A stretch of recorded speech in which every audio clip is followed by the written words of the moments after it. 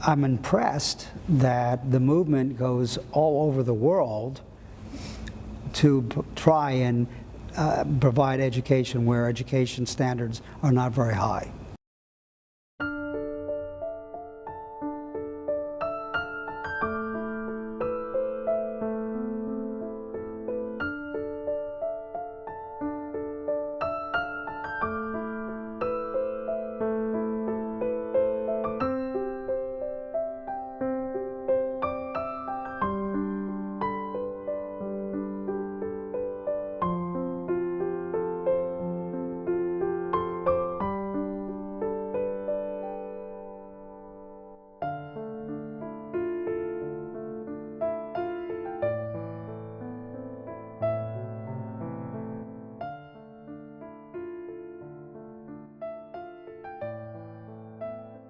My name is Elliot Gershenson. I'm the President and CEO of Interfaith Ministries for Greater Houston, which is a large social service and interfaith dialogue organization. I've been very fortunate to have been to Turkey with members of the local Turkish community through what was called the Institute for Interfaith Dialogue. This trip was really very, very meaningful for me. And I learned an awful lot about not only the Hizmet'e movement, but the role that Mr. Gülen plays in being an advisor to and a spiritual advisor to many people. I've never had the opportunity to meet Mr. Gülen, but I've read a number of his works, and I have come to see him as a man of peace, a man of faith, and a man of wisdom. Clearly, if all of the world followed his view that we are all children of the same God, we need to be able to meld our faith and our politics and our social work into a unit, the world would be a much healthier place. There's an awful lot of strife in this world that comes around faith. And Mr. Gülen suggests that there is another way. Be true to your faith, use it as a way to guide how you live your life, but be open to everyone else's way in which they see faith and how that influences their life. Be respectful for that and make the world together a better place. There's skepticism. Sometimes the movement comes along as too good to be true. And some people then look at that and say, well, if something is too good to be true, maybe it's not true. But when people really get to meet the folks who are part of the Hizmet'e movement and see their genuine sense of love and respect, that over time they come to realize that this is not something as a put on, it's really who you are. And you are living a legitimate way of expressing your faith and your Islam. I think it's one of the major reasons and rationale for the Hizmet'e movement to exist is to be a place where all people can come and dialogue and learn from one another. And I think that the movement does that very well. Here in Houston, the Gülen movement organizations are actively involved with all sorts of interfaith dialogue and promoting interfaith dialogue.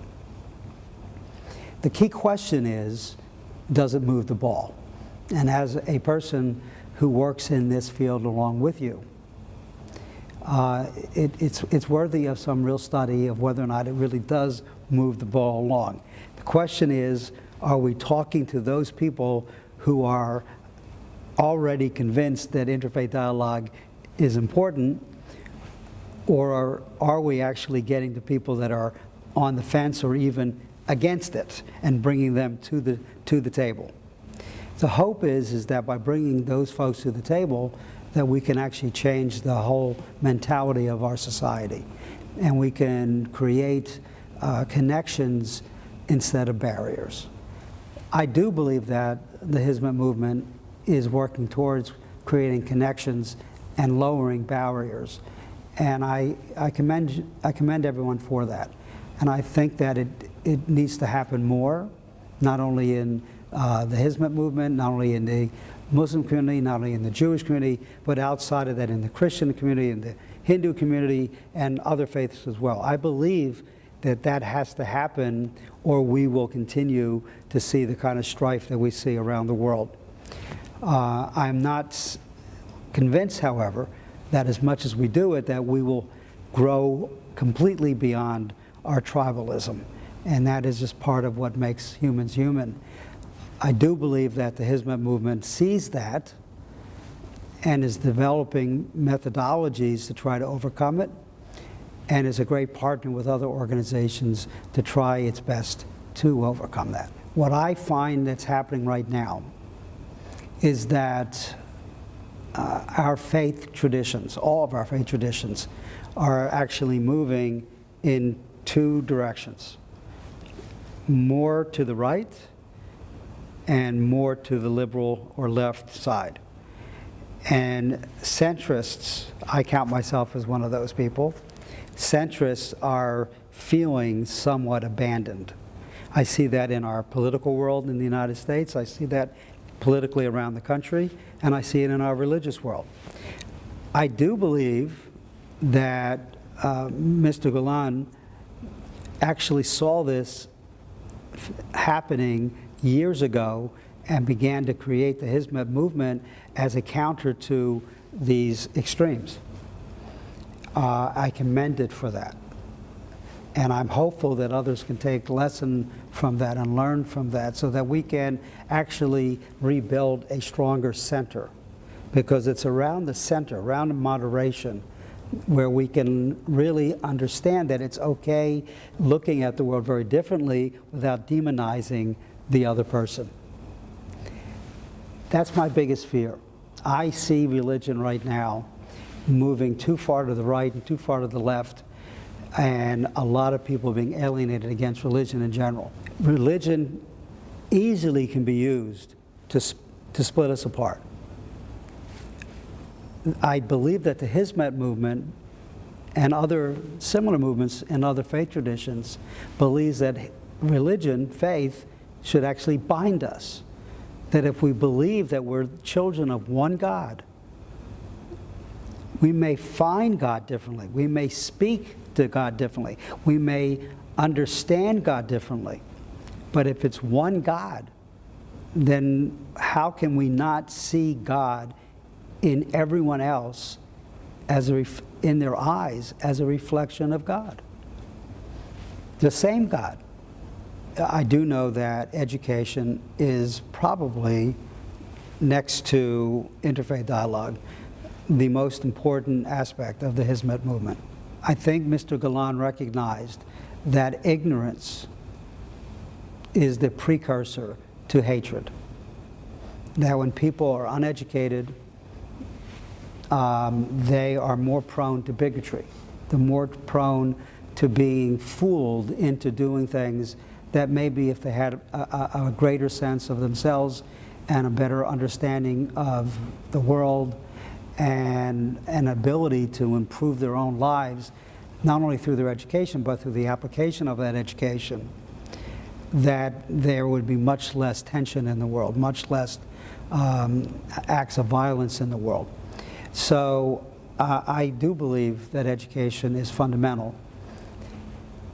And right here in this town in Houston, we have a professor by the name of Stephen Kleinberg, who has been doing a study of the social networks and the social context of this city for over 30 years. And he has quoted over and over again that if we do not educate our kids to become the leaders of our future will be bleak. I believe that's true. I believe that Mr. Gülen saw that years and years ago and recognized that the way to bring society to its peak is to make certain that the society is well educated. I'm impressed that the movement goes all over the world to try and provide education where education standards are not very high. And that is a very courageous and very selfless thing to do, and I commend the movement for that. When Mr. Gülen was preaching earlier in his career, back in the 70s and the 80s.